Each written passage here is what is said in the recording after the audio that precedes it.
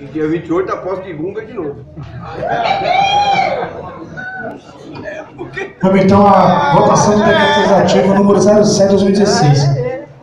Determina o afastamento do senhor Francisco Antônio de Brito Filho do exercício de funções de prefeito municipal Bahia pelo prazo de 90 dias, cessando o afastamento da comissão número 01/2016, criada por resolução 07/2016, não encerrar o processo igual prazo, contando a data de se efetivou da notificação inicial do denunciado, nos termos do inciso 1º do artigo 91 da Lei Orgânica de Itapebi, Bahia.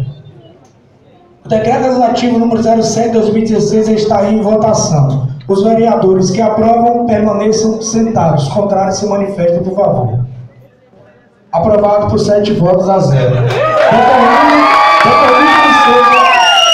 Determino que seja publicado o presente decreto no Diário Oficial Legislativo, bem como cópia ao juiz eleitoral da Zona 188, bem como ao juiz de direito desta comarca, notifique-se o prefeito municipal Francisco Antônio de Brito Filho da presente decisão, bem como o vice-prefeito municipal Adegundes Ferreira dos Santos. Está guardado na os edis da casa.